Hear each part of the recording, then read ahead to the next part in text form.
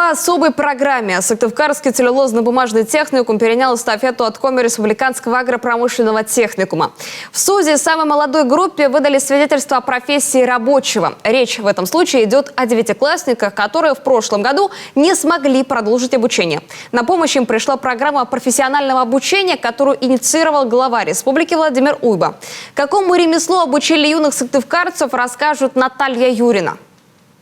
Их сверстники готовятся к очередному учебному году. Они – выпускники особого курса, без 5 минут специалисты. Еще год назад у каждого из них были свои планы – сдать экзамены, поступить в СУЗы, войти в студенчество. Не сложилось, не хватило баллов. Уже готовились потерять год. На помощь пришла программа профобучения.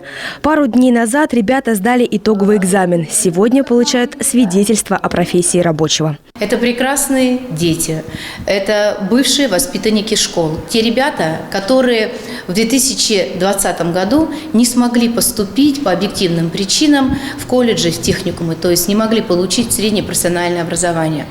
И в ноябре месяце, 1 ноября, мы открыли группу профессиональной подготовки, обучения по специальности штукатуры. На то, чтобы освоить профессию штукатура, ребятам потребовалось 8 месяцев. Для сравнения, чтобы изучить программу в обычном режиме, нужно 2 года или 3 года. Для этих выпускников в Сыктывкарском целлюлозно-бумажном техникуме преподаватели разработали специальную программу, как практическую, так и теоретическую. Каждому присвоили разряд.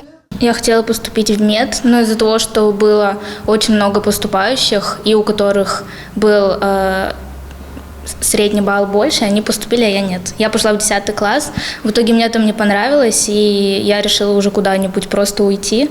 И в итоге было только вот такое предложение, я сюда пошла и, в принципе, не пожалела. Нас обучали штукатурить.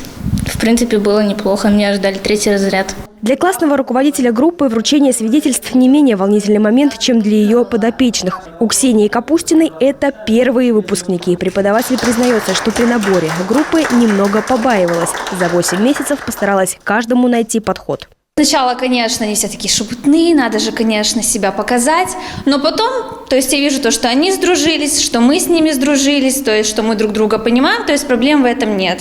И то есть я даже рада, что мне дали эту группу, то есть ни капли не жалею. Так что я очень рада, что вот мы с ними так познакомились и что вот выпустились. У каждого из выпускников в планах двигаться дальше. Одни планируют вернуться в этот же техникум, но уже в качестве студента. Другие попробуют вновь поступить на желаемую специальность, на которую в прошлом году поступить не удалось. Я рад этому опыту.